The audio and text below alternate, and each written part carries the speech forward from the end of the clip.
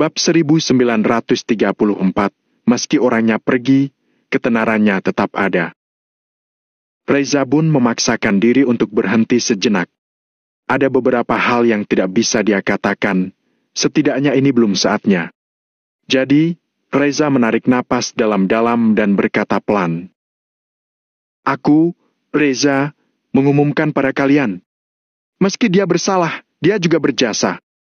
Keluarga Derayas Kota Makmur berkolaborasi dengan musuh untuk memberontak. Mereka adalah pencuri. Valentino berjasa karena sudah membunuh mereka. Meski dia diasingkan ke perbatasan, dia tetap berjasa. Dia adalah pahlawan negara Nagon. Kalau kalian mempermalukan dan menggertak keluarganya, bukankah artinya kalian menghina seluruh negara Nagon? Artinya, aku juga harus membunuh kalian. Reza memancarkan niat membunuh yang tajam di matanya sambil berkata dengan nada tenang. Dengan statusnya, tidak seharusnya dia berkata begitu. Reza sudah mencampurkan perasaan pribadinya dalam masalah ini. Jadi demi Valentino, dia tidak akan menyesal meski keputusannya bertentangan dengan prinsip. Kali ini, semua orang di keluarga Kosasi terdiam. Air mata Angel langsung mengalir. Benar. Meski sekarang Valentino diasingkan ke perbatasan, dia pernah berjasa. Hal ini tidak terhapuskan. Semua orang diam. Ternyata Reza benar-benar datang secara khusus ke kota Neo untuk membantu Angel. Siapa bilang dengan kepergian Valentino, tidak ada yang akan mendukung Angel? Ada beberapa orang yang meski fisiknya tidak hadir, namanya tidak akan diremehkan orang lain. Meski Valentino tidak ada di sini, ketenarannya tetap ada. Tidak ada yang berani melupakan apa yang telah dilakukannya. Bahkan meski Valentino tidak ada di sini, legenda tentang dirinya tetap menggema di tempat ini. Aku tidak peduli siapa mereka atau apa identitasnya. Mulai hari ini dan seterusnya, batalkan kewarganegaraan mereka, lalu deportasi mereka. Reza yang murka langsung memberi perintah. Baik. Orang-orang kota Neo langsung buru-buru mengangguk. Semua orang di keluarga Kosasi benar-benar tercengang. Sudah cukup kejam Valentino mengusir mereka dari kota Neo. Sekarang Reza juga mencabut kewarganegaraan dan mendeportasi mereka. Mereka yang tadi menertawakan Valentino yang dikirim ke perbatasan sebagai gelandangan. Sekarang, giliran mereka yang jadi gelandangan.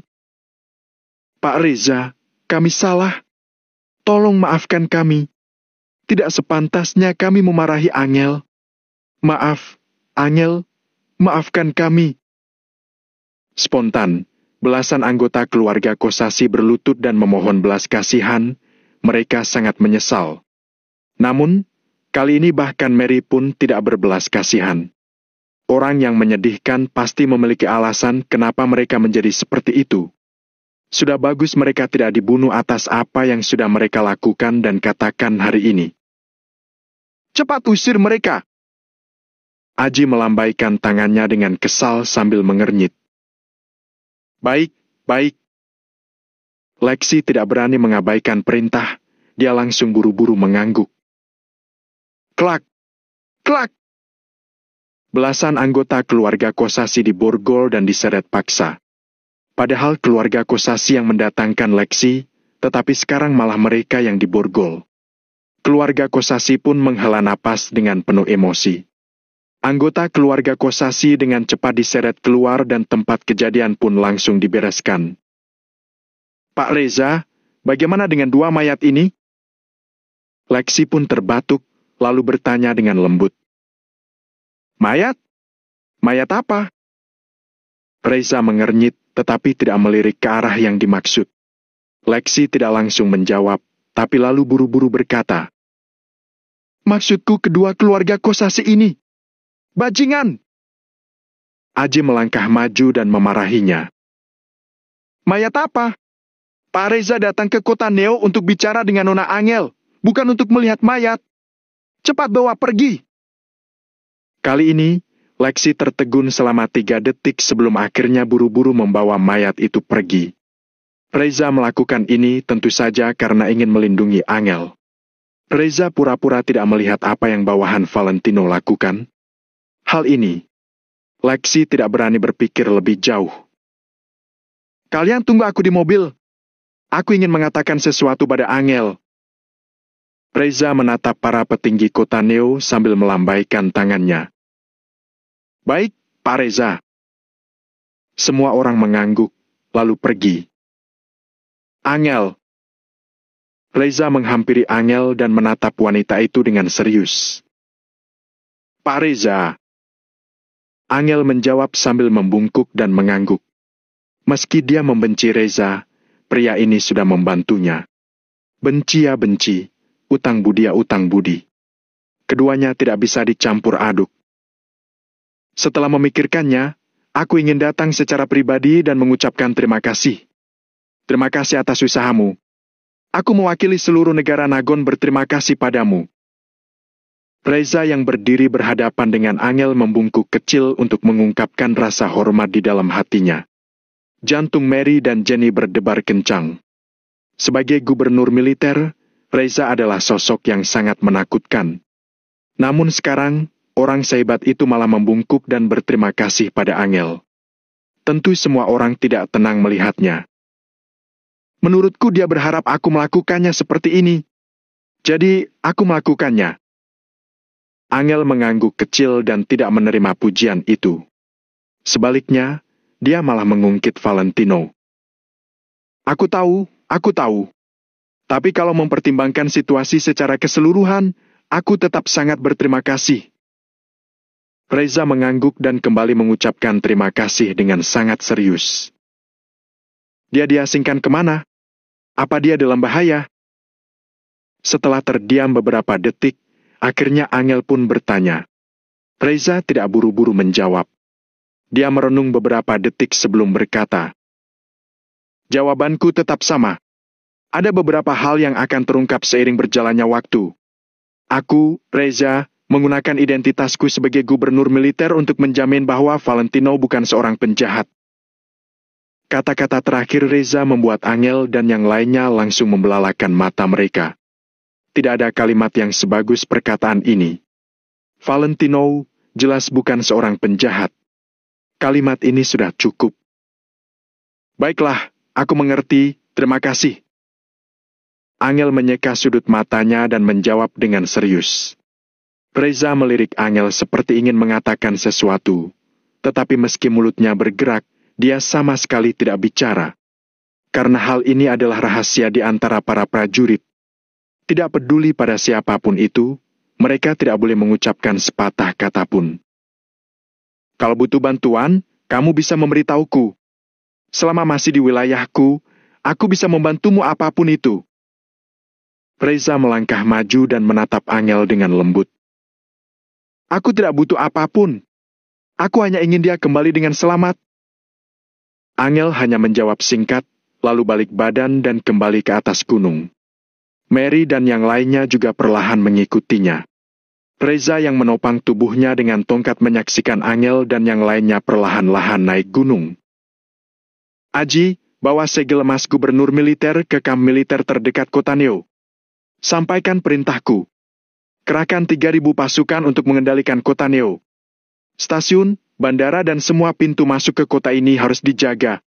Kita harus memastikan tidak ada penjahat yang menyelinap masuk ke kota Neo. Kita harus memastikan keselamatan Angel. Sebelum Valentino kembali, tidak ada yang boleh mundur. Kalau Valentino tidak pulang juga setelah seharian, biarkan mereka berjaga seharian. Selama Valentino belum pulang, mereka harus terus menjaga tempat ini. Reza memberi perintah sambil melihat lampu penthouse Gunung Cloud. Bab 1935, kalian hanya boleh berhenti saat aku bilang berhenti. Siap, Pak Reza. Jawab Haji tanpa basa-basi. Lupakan saja, lebih baik aku pergi ke sana sendiri. Aku ingin memilih orang-orangnya secara pribadi dan memberi perintah kepada mereka secara langsung supaya mereka tidak menganggap remeh masalah ini. Setelah merenung sejenak, Reza akhirnya masuk ke dalam mobil dan bersiap untuk pergi ke sana secara langsung. Barisan mobil-mobil itu pun perlahan melaju ke kejauhan. Prajurit berpakaian hitam yang bertanggung jawab atas keselamatan Gunung Cloud juga telah kembali ke pos masing-masing. Bulan yang berdiam di langit membuat malam terasa lebih panjang. Pada saat ini, segala masalah di kota Neo benar-benar sudah terselesaikan. Perusahaan-perusahaan besar kembali melanjutkan bisnis seperti biasa. Kota Neo juga mendapatkan bantuan dari Reza. Tidak hanya memberikan dukungan dalam bentuk senjata, Reza juga akan mengirim ribuan tentara untuk melindungi kota Neo. Semua stasiun utama, bandara, stasiun kereta api dan pintu tol dijaga dengan ketat oleh tentara. Setiap orang tak dikenal yang hendak masuk ke kota Neo harus diinterogasi dulu. Setelah identitas mereka dikonfirmasi, barulah mereka boleh masuk. Hasilnya, pertahanan kota Neo menjadi benar-benar aman. Tak diragukan lagi, keamanan Angel dan yang lainnya juga sudah pasti terjamin. Seluruh kota sangat aman. Namun, desas-desus dan gosip dari orang lain tetaplah hal yang paling sulit untuk diadang di dunia ini. Selain itu, banyak juga orang yang diam-diam mengejek Valentino seperti hewan peliharaan yang menggonggong karena kehilangan pemiliknya. Di sisi lain, ada juga yang tidak memahami keputusan Angel dan merasa bahwa Angel tidak peduli dengan nasib Valentino. Namun, untuk saat ini, Valentino maupun Angel tidak akan repot-repot menjelaskan hal ini kepada publik. Semuanya akan terungkap pada saat yang tepat. Angel sangat menantikan saat itu. Selain Angel, banyak juga orang lain yang menantikannya. Perbatasan wilayah selatan, segitiga emas. Malam terasa panjang. Angin malam yang dingin terus berembus di antara ratusan mobil yang terus melaju. Setelah sampai di tempat yang sudah ditentukan, semuanya pun turun dan berjalan ke depan. Mario membaca peta, lalu melapor dengan tenang. Lokasi selanjutnya berjarak sekitar 800 meter dari sini. Malam ini, kita akan menyerang dari sana. Jaraknya kurang dari 1 kilometer. Semuanya, ayo berangkat. Perintah Valentino sebelum perlahan turun dari mobil. Namun, para tentaranya merasa bingung saat mendengar perintah Valentino. Kak Valentino, kali ini kita hanya menggunakan senjata-senjata ringan. Dengan begitu, kita tetap bisa menghancurkan lawan dengan cepat dan mundur dengan cepat pula. Padahal kita sama sekali tidak membutuhkan senjata sebanyak itu. Lagi pula, bukankah itu hanya akan menambah beban di mobil kita? Gumam seorang anak buah dengan ragu-ragu. Jangan beromong kosong. Lakukan saja perintah atasanmu. Kenapa? Memangnya komandan kita itu kamu atau Kak Valentino? Tanya Chris sambil menendang anak buah itu. Baik, baik. Anak buah itu segera mengangguk sambil mengiyakan dan tidak membantah lagi. Namun, dia diam-diam masih merasa tidak tenang.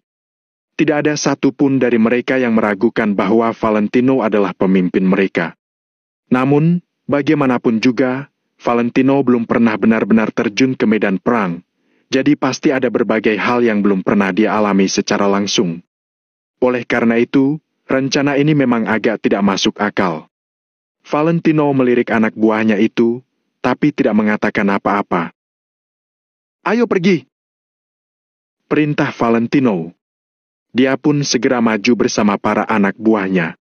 Jarak 800 meter sudah mereka lewati dalam sekejap. Di bawah langit malam, mereka pun perlahan tiba di tempat yang ditentukan, lalu mulai melakukan absensi. Kamp di seberang hanya berjarak 1 kilometer dari mereka. Dari tempatnya berdiri, Valentino melihat lampu sorot yang terus berkedip di sisi yang berlawanan. Setelah mengisi doa, dia dapat mencapai jarak ini dalam waktu yang singkat. Kak Valentino, apa yang harus kami lakukan? Tanya Chris sambil menyeka senapan mesin ringan di tangannya dengan handuk. Coba periksa senjatanya dulu. Setelah itu, Valentino pun mengeluarkan teropong dan berjalan ke depan untuk melihat situasinya. Dengan satu perintah dari Mario, semua bawahan Valentino langsung memeriksa senjata mereka hingga menghasilkan suara gemerincing. Semua orang memeriksa senjata api di tangan mereka dengan hati-hati untuk menghindari masalah seperti kemacetan mesin. Sudah selesai? Kak Valentino, apa yang harus kami lakukan selanjutnya? Tanya Chris lagi. Dulu, Chris bekerja sendirian di segitiga emas yang amat luas. Kalau dia memang bodoh, mana mungkin dia bisa menjadi Chris yang kita kenal hari ini?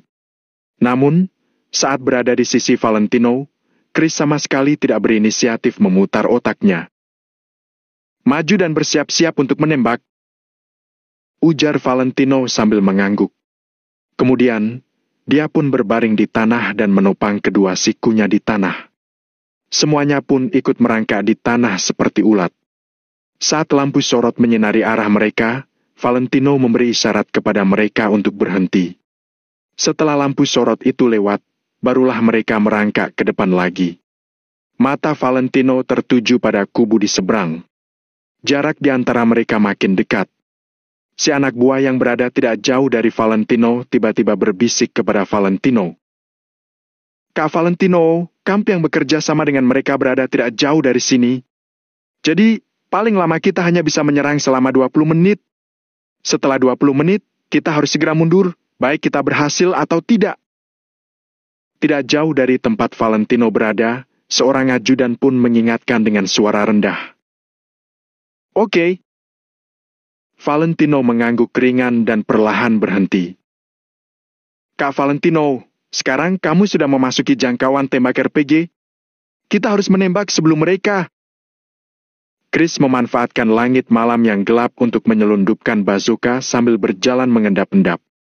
Valentino perlahan berdiri dan melihat kamp di depan. Setelah kita menembakkan meriam ini, tembak terus-menerus dan biarkan peperangan meledak di wilayah selatan. Baik selama 10 hari, setengah bulan, maupun setengah tahun, jangan pernah berhenti sampai aku bilang berhenti. Begitu Valentino selesai berbicara, sebuah bazooka langsung melesat di udara. Duar! Boom! Rudal itu meledak di langit malam hari yang gelap dan menghasilkan jejak percikan yang panjang di udara.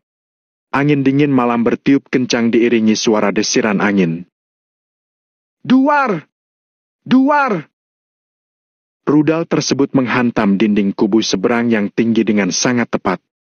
Dengan satu tembakan, dinding tinggi itu langsung roboh. Kita diserang! Kita diserang! Gawat! Bunyikan alarmnya! Dalam sekejap, kubu lawan langsung membunyikan alarm mereka. Ung! Ung! Ung! Di bawah cahaya merah alarm yang menyala, seluruh kamp langsung menjadi berantakan. Cahaya dingin melintas di mata Valentino. Dia pun berseru. Isi ulang rudal RPG dalam satu muatan. Tembakan 2 rudal, lalu segera mundur. Sebagian besar prajurit di sana merasa bahwa Valentino memberi perintah secara sembarangan. Namun, saat ini mereka tidak sempat memprotes. Mereka pun mau tak mau mengikuti perintah Valentino dan mulai menembak dengan senjata api. Dor! Dor! Dor! Perang! Duar! Boom! Dor! Dor! Dor! Senapan mesin ringan, senapan mesin berat dan roket RPG ditembakkan secara gila-gilaan seolah semuanya gratis. Hujan peluru yang tak terbendung seketika melesat ke arah kamp di seberang. Diiringi suara tembakan senjata api rudal pun membubung ke langit setinggi-tingginya. Segitiga emas yang awalnya tenang langsung porak-poranda. Valentino terlihat acuh tak acuh dan bahkan melipat kedua tangannya di belakang punggung. Serangan ini hanyalah permulaan. Sebenarnya, tidak masalah kalau dia tidak datang kemari.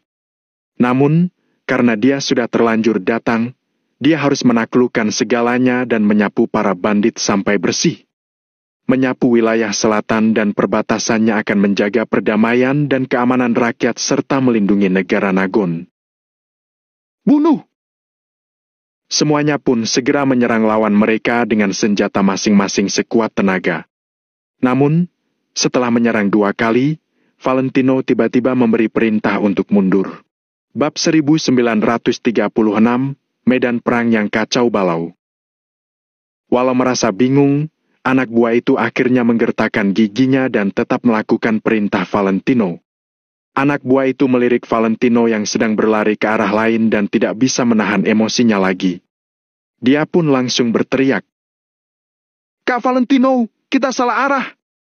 Kita tidak seharusnya mundur ke arah sana. Arah yang dituju Valentino saat ini berlawanan dari arah yang telah mereka tentukan sebelumnya. Kalau mereka berlari ke arah itu, mereka malah akan membelakangi kamp utama asosiasi Maple Pavilion. Kalau mereka pergi ke kamp itu, tentu saja keamanan mereka akan terjamin.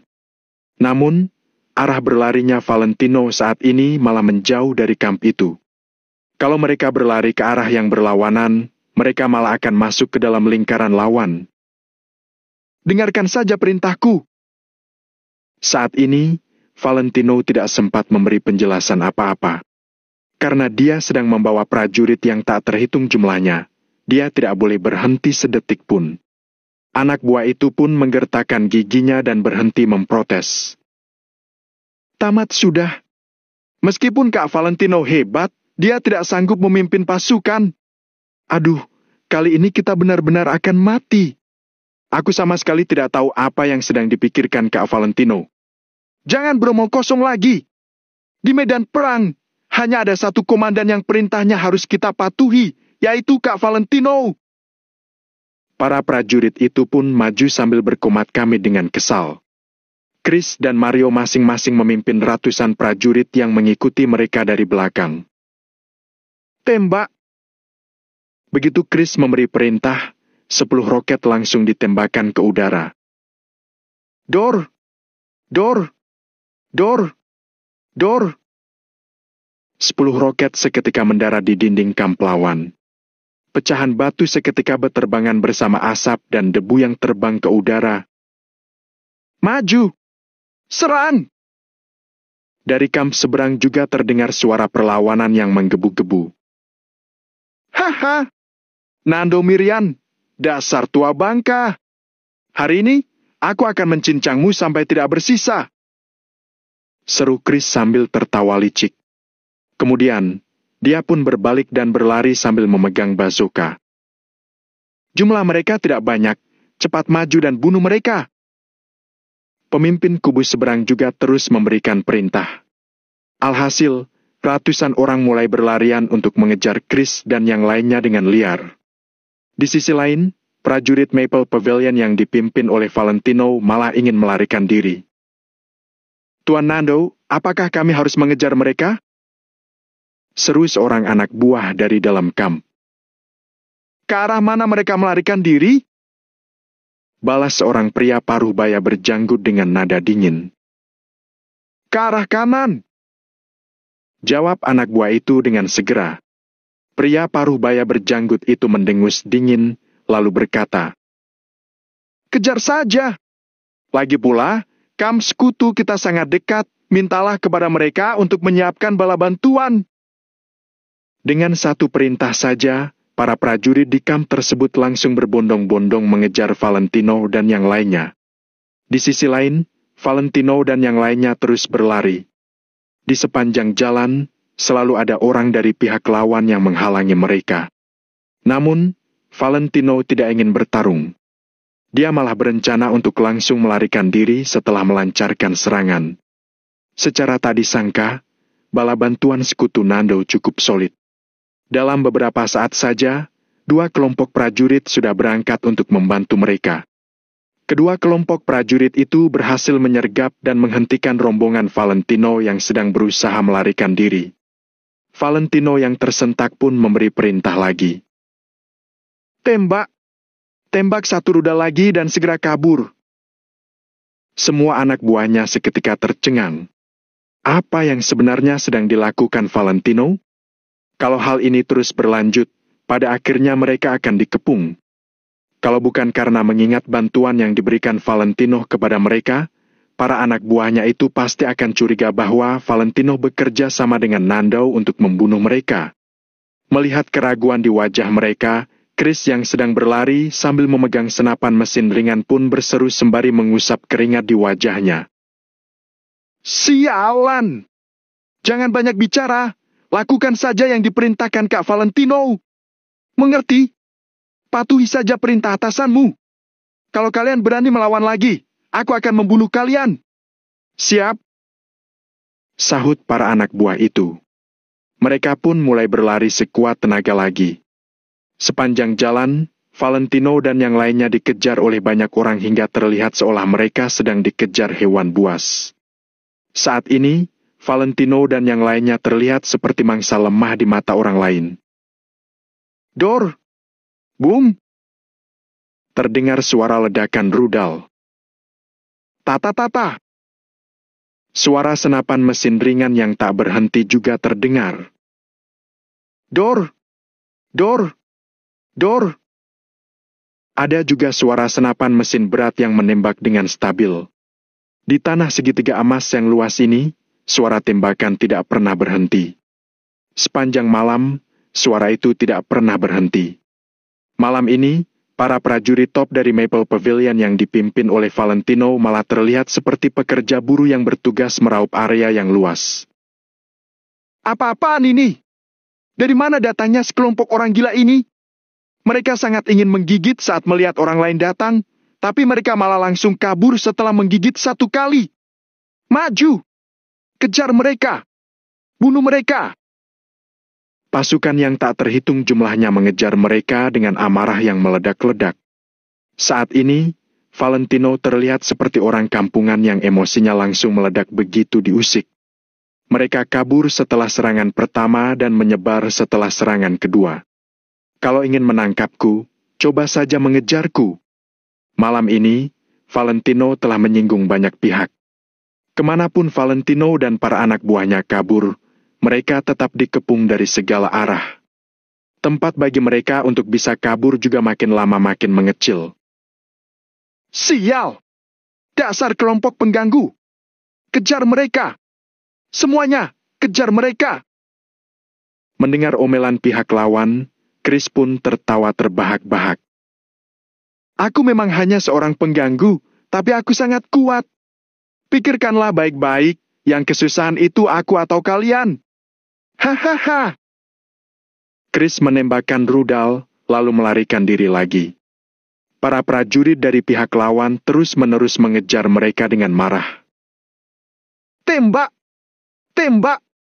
Berdebah, semuanya sudah berkumpul di sini. Mereka sudah mengepung kita dari segala arah. Tembak! Serang lagi! Sialan! Saat ini, barulah anak buah itu mengerti mengapa Valentino meminta mereka untuk mengisi das senjata hingga penuh. Kalau mereka kekurangan amunisi, mereka pasti sudah kehabisan peluru dari tadi. Namun, tak ada satu pun dari mereka yang memahami alasan Valentino melakukan ini. Apakah dia benar-benar hanya ingin mengusik para bandit ini? Tidak ada yang tahu, jadi mereka mau tak mau mengikuti perintah Valentino dan terus menembak saja. Malam ini, segitiga emas yang selalu tenang kini menjadi hidup kembali karena Valentino telah memulai pertempuran pertamanya di wilayah selatan. Pasukan-pasukan lain yang tidak terlibat hanya berani mengawasi pertempuran itu dari jauh dan tidak berani melakukan apa-apa. Suara tembakan dan teriakan yang mengenaskan terdengar hingga pukul 5 pagi sebelum perlahan berhenti. Tidak ada yang tahu bagaimana pembantaian ini berakhir, mereka hanya tahu bahwa dari kejauhan sekalipun, mereka bahkan bisa mencium bau darah yang sangat pekat. Setelah malam bergulir, kegelapan pun perlahan buyar dan digantikan cahaya matahari pagi. Kota makmur. 2 orang prajurit yang berdiri dengan tegap sedang berjaga di luar kamar Reza. Entah kenapa, keduanya terlihat sangat cemas. Ekspresi Aji juga sangat kusut, seolah-olah dia sehabis melewati masa-masa sulit. Semalam, Reza baru kembali ke kota makmur saat hari sudah sangat larut karena sibuk mengurus ini itu di kota Neo. Oleh karena itu, hari ini dia bangun lebih telat daripada biasanya. Tiba-tiba, terdengar suara seorang pria yang bertanya. Aji, di mana Pak Reza? Aji pun berbalik dan melihat Yanuar di sana. Yanuar sedang berjalan mendekat dengan kedua tangan di belakang punggungnya, diikuti beberapa bawahan dari belakang. Aji tersentak sesaat, lalu buru-buru menyapa. Pak Yanuar! Yanuar melirik Aji, lalu berkata dengan suara yang agak keras.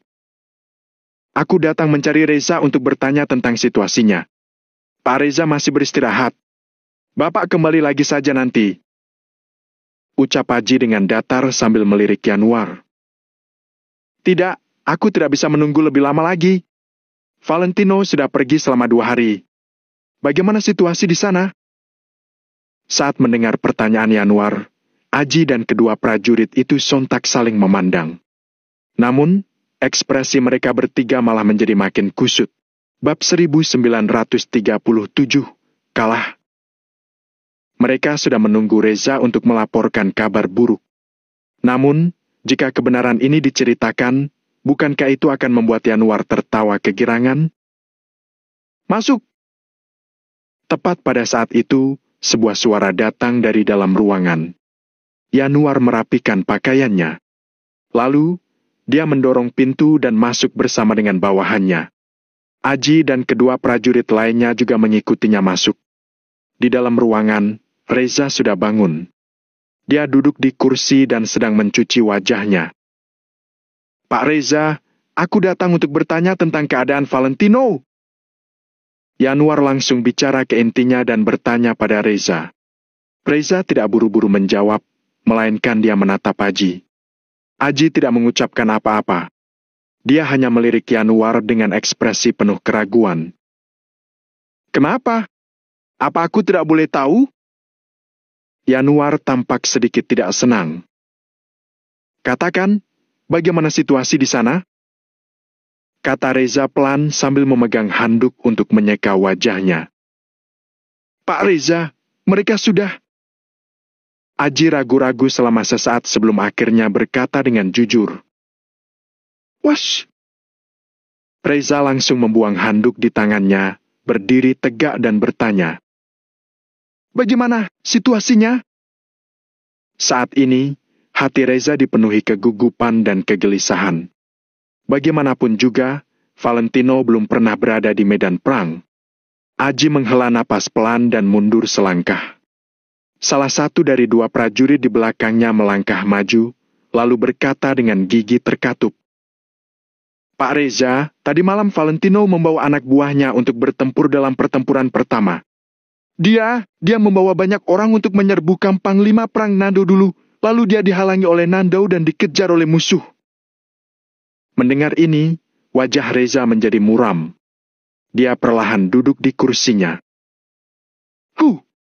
Sudah kubilang, dia itu orang yang sembrono.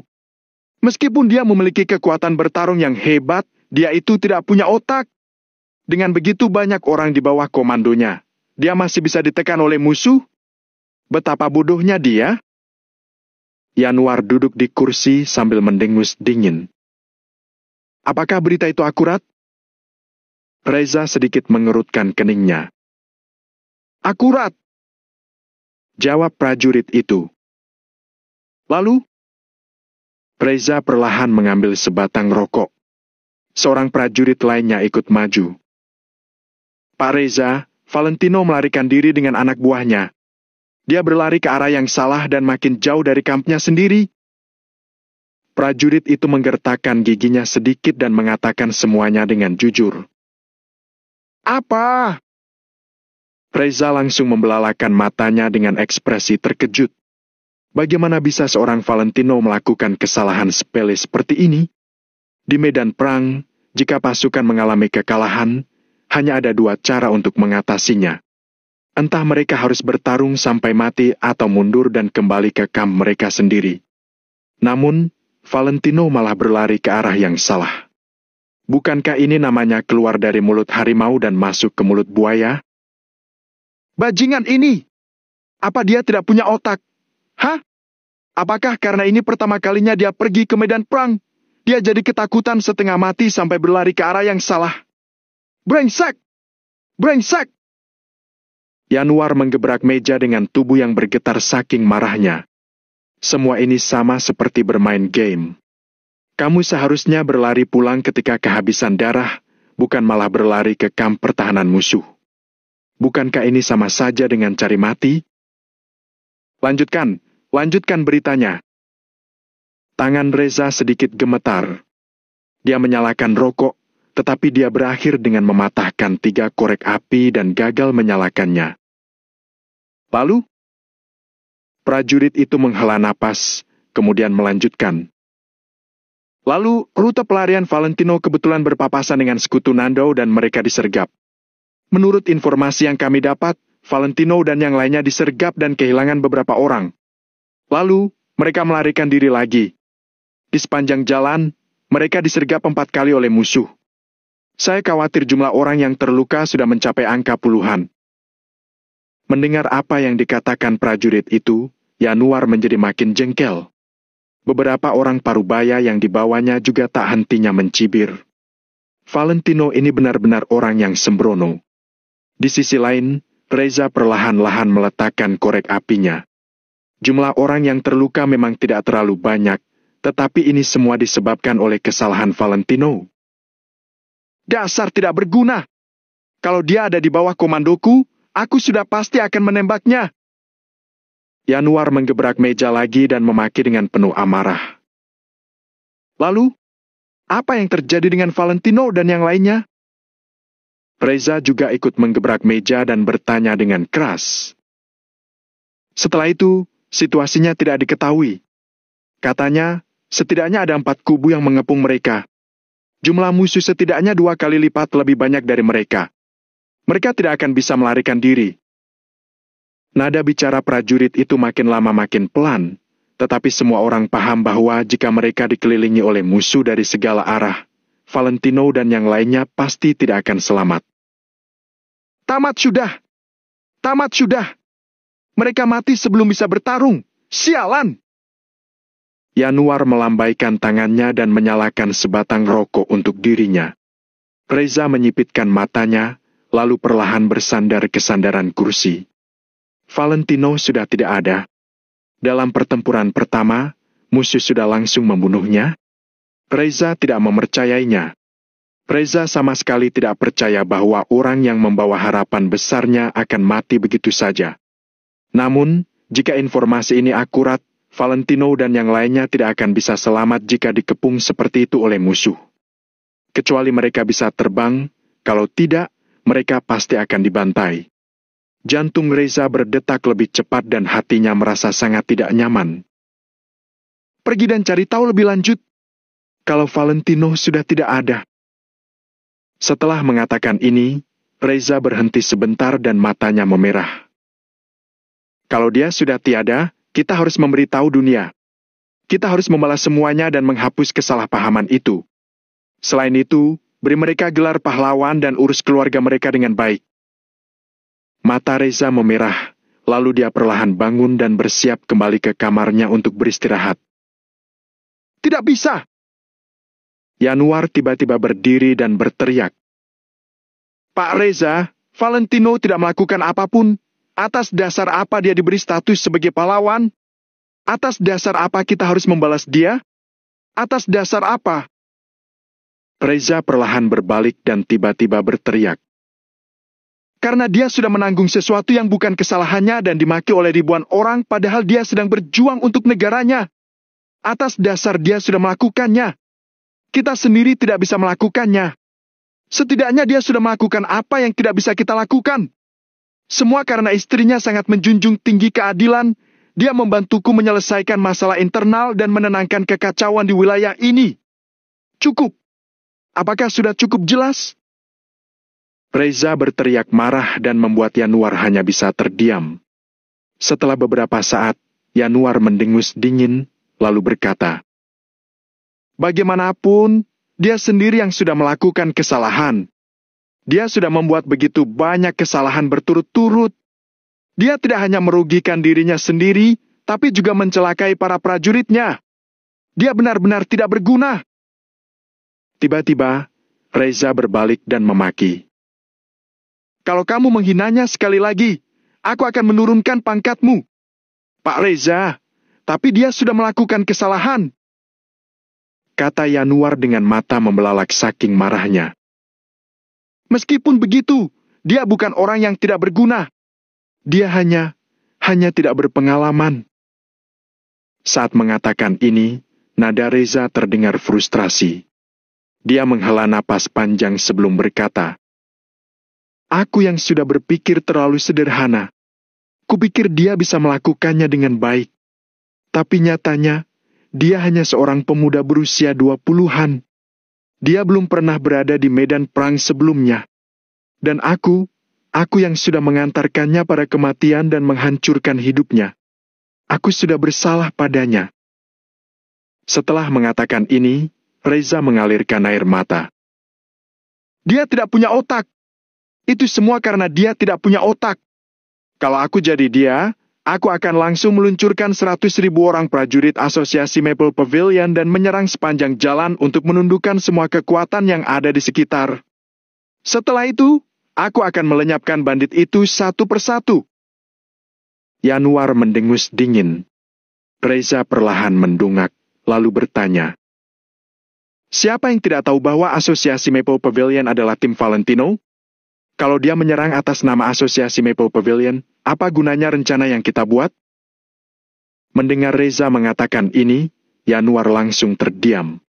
Namun, setelah terdiam sesaat, Yanuar kembali merasa kesal.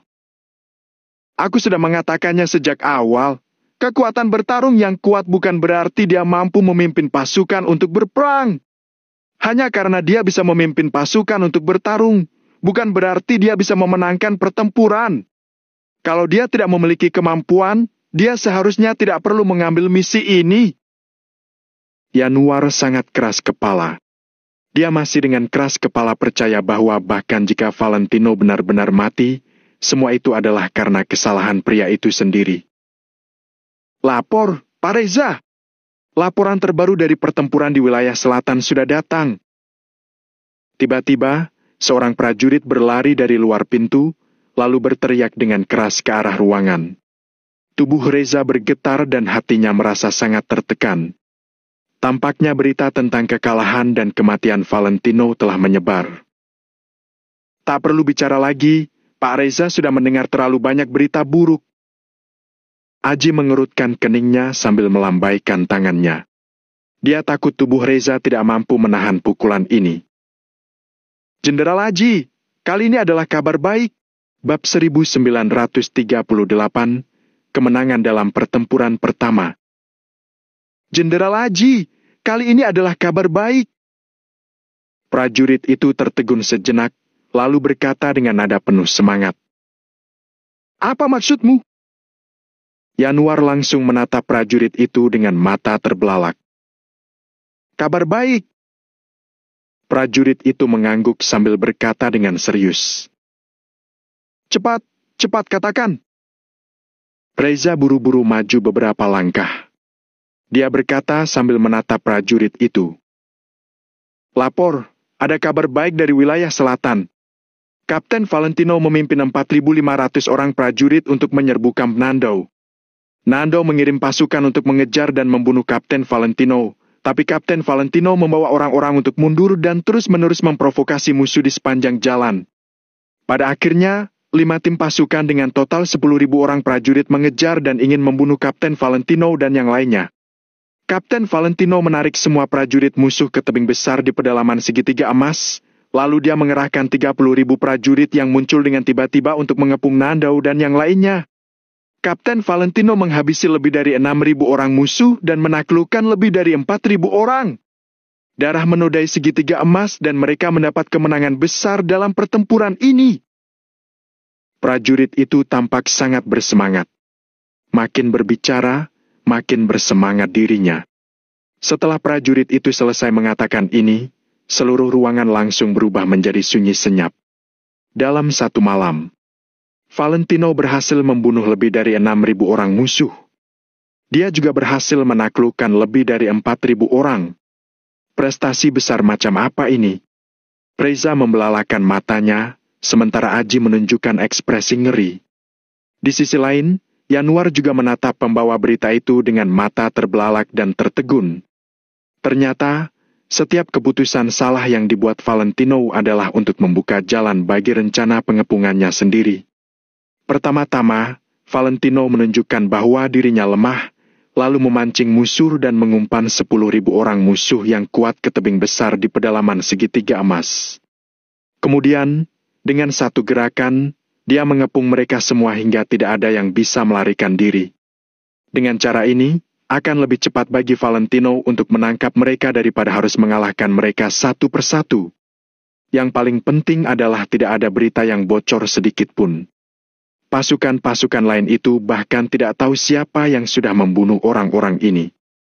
Bahkan jika mereka menebaknya, mereka pasti hanya akan berpikir bahwa ini adalah pertarungan biasa, kan? Pengaturan yang dibuat Valentino ini menunjukkan bakat hebatnya. Bagus. Berpura-pura lemah adalah trik yang bagus. Hahaha. Bagus sekali. Setelah beberapa saat, Reza akhirnya tertawa dengan gembira. Wash. Kali ini, Reza menyalakan korek api dan menyulut rokoknya, lalu mengembuskan asap dengan penuh kepuasan. Kapten Valentino memang orang yang berbakat? Seru Aji dengan kagum. Aji benar-benar tidak bisa memikirkan cara lain yang lebih sempurna dari ini. Karena bahkan jika Valentino membawa 100.000 orang dan menekan musuh di sepanjang jalan, semua tidak akan berjalan semulus itu. Dia juga tidak akan bisa dengan mudah membunuh 5 tim pasukan dalam semalam. Bagaimanapun, mereka adalah orang-orang hidup, jadi tentu saja mereka akan lari. Selama ada 1 orang saja yang lolos, berita tentang Valentino yang memimpin asosiasi Maple Pavilion akan tersebar. Trik yang digunakan Valentino ini secara langsung menghapuskan kemungkinan dari munculnya masalah ini. Hebat sekali! Kedua prajurit yang datang membawa kabar buruk pun mengembuskan napas panjang. Nada bicara mereka penuh dengan kekaguman.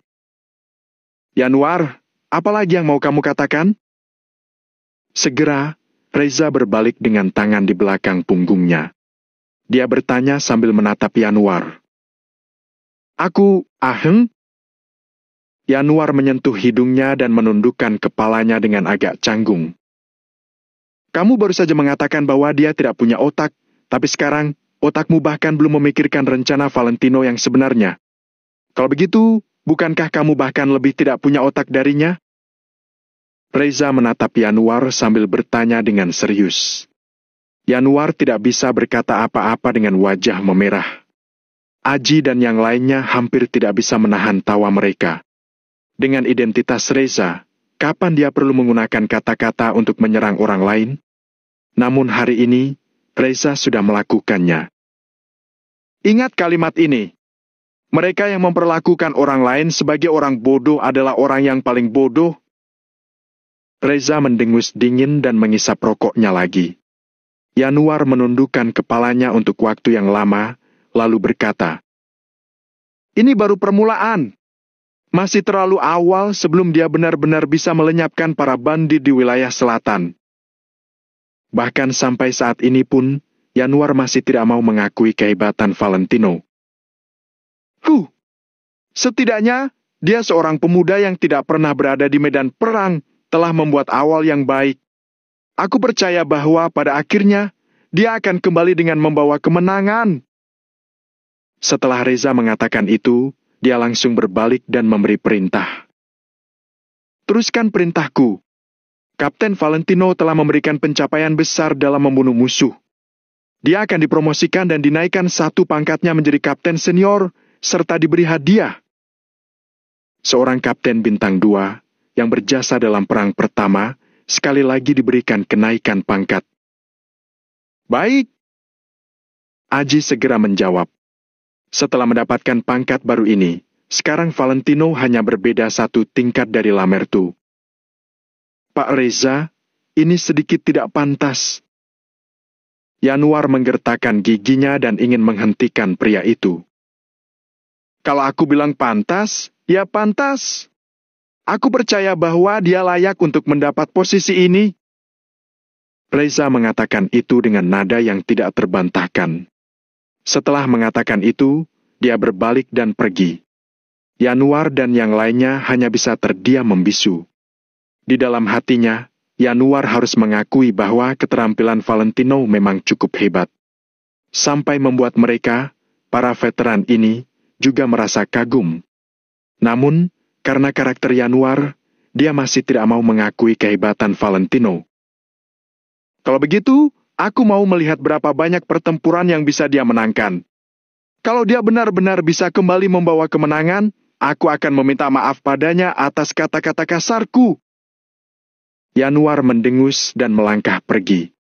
Berita bahwa Valentino membunuh lebih dari 6.000 musuh dalam perang pertama tidak disebarkan. Berita ini hanya disebarkan dalam lingkaran kecil saja dan itu pun juga pada mereka yang benar-benar setia. Jika tidak, kekuatan-kekuatan di luar negeri pasti bisa mengetahui niat Reza dan Valentino. Dalam hal ini, tidak ada jaminan bahwa pasukan luar negeri tidak akan bekerja sama untuk mencoba membunuh Valentino. Oleh karena itu, demi keselamatan Valentino, masalah ini harus dirahasiakan. Bahkan Hanaga hanya mendapat sedikit berita setelah banyak bertanya. Bagus! Bagus! Menantuku memang luar biasa. Hanaga sangat senang dan terus menggosok telapak tangannya. Kemenangan Valentino dalam perang pertama membuat Hanaga jauh lebih bahagia daripada saat dia memenangkan pertarungannya sendiri. Jenderal Hanaga, Pak Reza sudah menaikkan pangkat Valentino lagi. Valentino promosikan menjadi kapten senior. Bocah ini tinggal selangkah lagi menuju pangkat mayor. Lamerto berkata dengan penuh emosi. Saat itu, ketika Valentino pertama kali tiba di kota makmur, dia masih bukan siapa-siapa.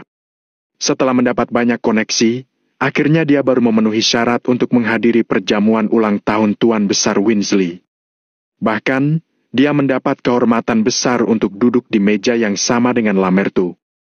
Namun sekarang, baru berapa lama waktu berlalu. Namun, status Valentino sudah hampir menyamai Lamerto.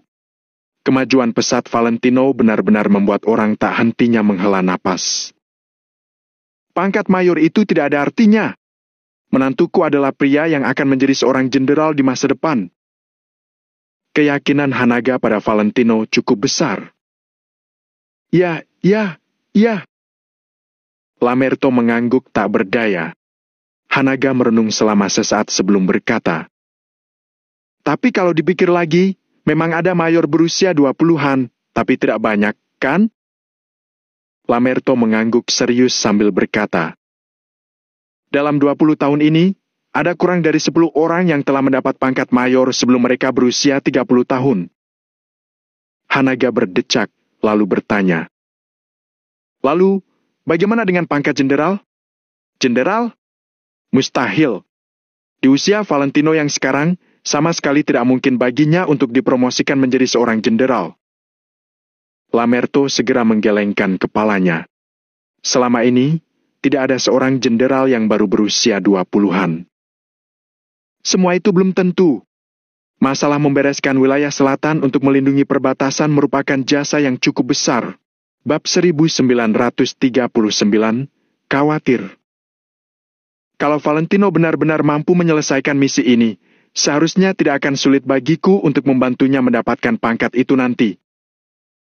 Hanaga mengulurkan tangannya untuk menyentuh dagunya. Dia memikirkan masalah ini dengan hati-hati dalam hatinya. Lamerto menggelengkan kepalanya karena merasa akan sangat sulit bagi seseorang di usia 20-an untuk mendapat pangkat jenderal, bahkan jika itu hanyalah jenderal bintang 1. Bahkan, orang sekuat Hanaga saja baru menjabat ke jajaran jenderal setelah usia 30 tahun. Hal ini bukan hanya masalah jasa yang diberikan, tetapi juga masalah pengalaman, kepribadian dan juga karisma di antara para prajurit. Contohnya saja Aji, dia memang seorang jenderal, tetapi nyatanya hanya sedikit orang yang mendengarkan perintahnya. Pangkat semacam itu tidak ada artinya. Jika Valentino memang memiliki kemampuan, bahkan meski dia hanya seorang kapten, dia pasti akan dihormati oleh para jenderal. Jika dia tidak memiliki kemampuan, bahkan jika dia duduk di posisi Pak Reza sebagai gubernur militer, tidak ada yang akan mendengarkannya. Hal ini adalah kenyataannya. Pukul 10 pagi. Di perbatasan. Di daerah utara wilayah selatan, segitiga emas, di dalam kamp asosiasi Maple Pavilion. Valentino memenangkan perang pertama. Dia membunuh lebih dari 6.000 musuh dan menangkap lebih dari 4.000 orang. Mereka berhasil mengambil puluhan ribu senjata api dan peluru musuh yang tak terhitung jumlahnya. Selain itu, ketika Valentino membawa semua orang kembali, Dia juga mengosongkan semua markas persembunyian pasukan itu. Kelima tim pasukan ini muncul dengan menggebu-gebu, mereka ingin membunuh Valentino dan yang lainnya. Sekarang Valentino sudah menang, dia tentu saja tidak akan bersikap sopan. Valentino langsung mengambil semuanya yang bisa dia ambil. Kak Valentino, jumlah jarahan sudah selesai dihitung. Ada lebih dari 20.000 senjata api dan peluru yang tak terhitung jumlahnya. Aku juga mendapatkan lebih dari 2.000 peralatan pelindung tubuh, belasan peluncur roket RPG dan 300 granat. Selain itu, Mario tampak bersemangat. Dia memegang selembar kertas sambil membacakannya tanpa henti. Valentino berdiri di depan jendela dengan tangan di belakang punggungnya sambil melihat prajurit Maple Pavilion yang sedang sibuk di luar. Setelah perang yang sebenarnya tadi malam, suasana hati Valentino juga berubah. Semua makhluk hidup memiliki pesona yang unik. Sama seperti medan perang ini. Pertempuran yang membuat darah mendidih, persatuan para saudara yang bertarung berdampingan, serta petualangan yang mendebarkan. Semua ini memang sangat menarik. Bagus. Ambil semuanya. Ini semua adalah barang-barang kita. Valentino mengangguk, lalu berkata sambil melonggarkan kerahnya. Baik. Jawab Mario. Kak Valentino, aku sudah merasa yakin. Saat itu, seorang ajudan yang datang tadi malam menghela napas dengan penuh kekaguman pada Valentino. Kamu sudah yakin? Valentino berbalik perlahan sambil tersenyum. Kak Valentino, aku benar-benar sudah merasa yakin. Aku tidak menyangka kalau semua ini sudah berada di bawah kendalimu. Ajudan ini tidak bisa berhenti mengagumi Valentino. Sebenarnya, apa yang dia rasakan saat ini juga mewakili perasaan banyak prajurit Maple Pavilion. Tadi malam, Valentino membawa mereka semua pergi. Pada akhirnya, mereka dihajar habis-habisan oleh musuh. Mereka bahkan harus berlari untuk menyelamatkan diri. Valentino tampak sangat panik dan terus mengeluarkan instruksi yang salah, menyebabkan mereka dikepung oleh musuh. Ribuan musuh langsung mengepung mereka di daerah pedalaman. Pada saat itu, lebih dari 4.000 prajurit Maple Pavilion sudah merasa putus asa. Mereka melihat bahwa ada musuh di segala arah yang jumlahnya lebih banyak 2 kali lipat dari mereka. Dalam keadaan seperti itu, siapa yang tidak merasa putus asa? Dalam keputusasaan itu, orang-orang di belakang Valentino menggertakkan gigi mereka, bersiap untuk melakukan serangan balik dan bertarung sampai mati. Tepat pada saat itu, tiba-tiba terdengar suara ledakan besar dari kejauhan dan situasinya tiba-tiba berubah drastis. Segera setelah itu, suasana langsung meledak. Puluhan ribu prajurit musuh langsung dikelilingi oleh prajurit tersembunyi Valentino. Semuanya mengendarai jeep militer dan setiap mobil membawa 2 senapan mesin berat. Setelah memasuki area jangkauan tembak, para prajurit mereka langsung mulai menembak. Mobil bergerak maju secara perlahan dan peluru juga melayang tanpa henti. Begitu Valentino memberi perintah, lebih dari 4.000 prajurit Maple Pavilion mulai melancarkan serangan sengit. Dengan bekerja sama dengan bala bantuan dari luar, ribuan musuh terbunuh dalam waktu sekejap. Seluruh pertempuran berlangsung kurang dari 10 menit. Musuh mereka mati, terluka dan kehilangan baju pelindung mereka. Orang-orang yang tersisa langsung kehilangan keberanian untuk melawan dan menyerah pada detik itu juga. Valentino hanya menggunakan 1 malam untuk mendapatkan kemenangan besar ini.